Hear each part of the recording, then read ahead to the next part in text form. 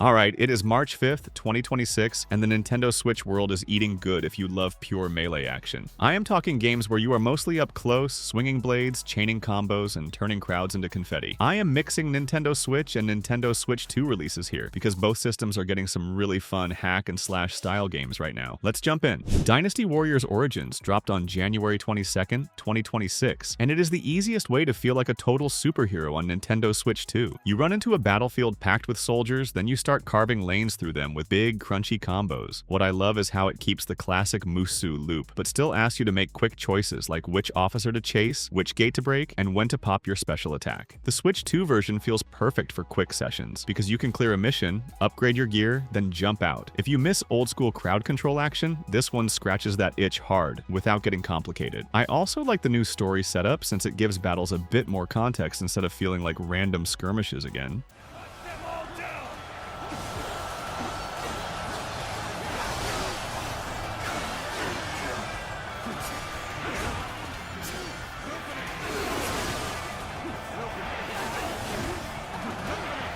Tales of Berseria Remastered hit Nintendo Switch on February 27th, 2026, and I am still shocked how good its combat feels in handheld. This is an action Japanese role-playing game where you can stay aggressive, chain artas, and keep the pressure on without waiting for turns. Velvet's whole vibe is speed and revenge, so battles feel like a brawl with style. The best part is how you can swap moves on the fly, then build long strings that end in big finishers. If you like learning a combo route, then tweaking it for different enemies, this game keeps you busy. The remaster helps with smoother menus and little quality of life stuff, which matters a lot on Switch. I usually recommend starting on normal, because the early fights teach timing and the story hooks you fast too.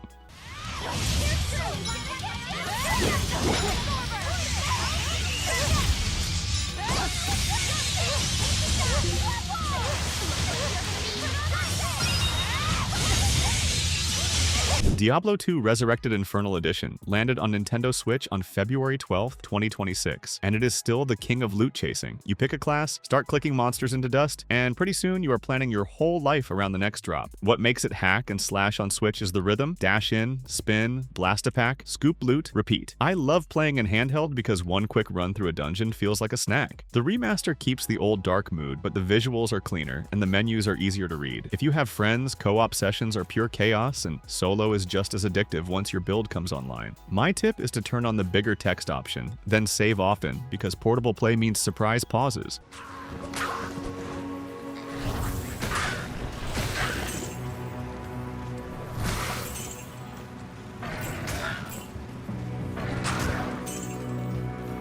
BLAZBLUE Entropy Effect X arrived on February 12th, 2026, and it might be my favorite one more run game on Switch right now. It is a fast-action roguelite where every character feels like a mini fighting game moveset. You dash, juggle, cancel attacks, then melt a room before the music even calms down. What keeps me coming back is how the upgrades push you to play different, like turning a basic slash into a teleport chain, or making your air combo last forever. Runs are short enough for handheld, but deep enough that you will start learning enemy patterns and boss tells. If you like stylish melee combat, but you also like roguelite surprises, this is a super easy recommendation for your backlog. I suggest using headphones. The sound cues help you react faster, especially in rooms.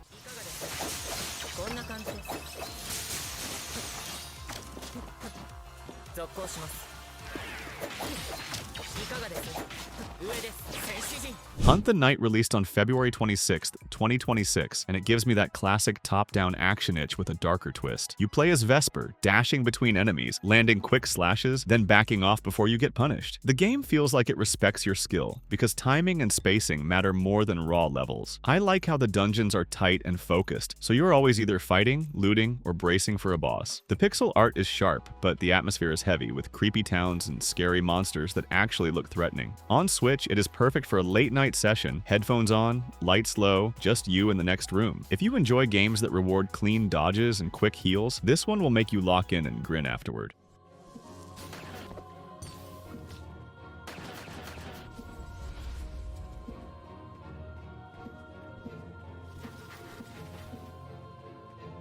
AFTERPLACE launched on February 26, 2026, and it's a weirdly cozy hack-and-slash adventure that loves letting you get lost. There are no loud quest markers screaming at you, so you end up wandering into caves, finding shortcuts, and bumping into monsters in the woods. Combat is simple but snappy. Swing, roll, poke, then keep moving. The fun comes from exploring, because the world keeps folding back on itself in clever ways like an old-school secret map. On Switch, this is the kind of game I play in bed, because it is chill until it suddenly is not. If you like discovery more than perfect combo tech, AFTERPLACE nails that feeling of stumbling into something cool by accident. The writing has a tone, and I appreciate that you can bail from conversations whenever you want.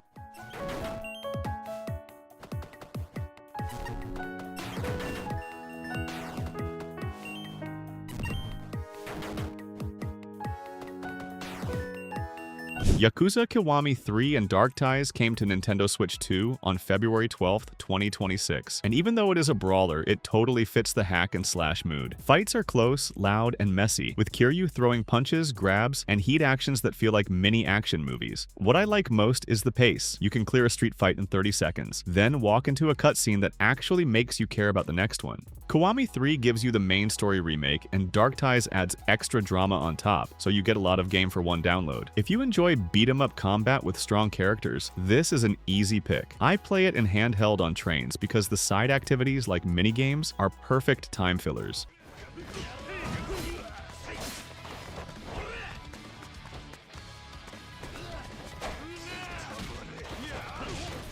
Stillborn Slayer released on February 20th, 2026, and it surprised me with how much skill it demands for a smaller indie roguelike. The core is fast, hack-and-slash combat, but you cannot just mash, because enemies hit hard and your timing matters. I ended up treating it like a rhythm game: dodge, slash, backstep, then cash out on a risky finisher. Each run is short, and dying is part of learning, but you keep unlocking tools that make the next attempt feel fresh. The vibe is dark fantasy, with moody areas and bosses that punish greed. On Switch, it is a great pick when you want something intense, but you only have 30 minutes. Bring patience and it clicks. If you like chasing that clean, perfect run, this game gives you plenty of reasons to jump back in.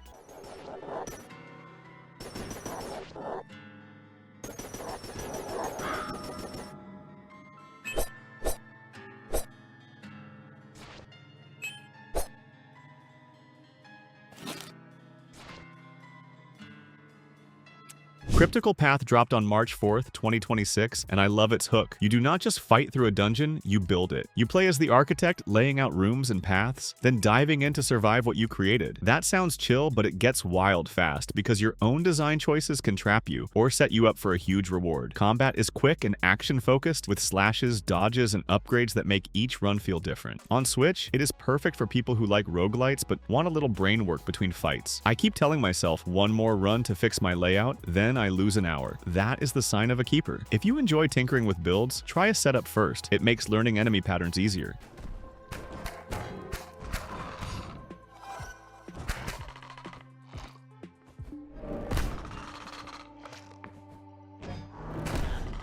Nightfall Village released on January 17th, 2026, and it is a straight-up pixel action adventure that gets to the point. You are slashing through zombies, clearing little dungeons, and pushing into new areas without a bunch of filler. The combat is simple, but it feels good, especially when you are chaining hits and sliding out of danger at the last second. I like it as a comfort game, because the visuals are retro, the pacing is quick, and you can always do one more quest before you sleep. On Switch, it also shines as a travel game, since the levels are bite-sized and load fast. If you want hack-and-slash vibes in a cheap, low-commitment package, give this one a shot. It is not trying to reinvent anything, it just delivers slashes and spooky atmosphere.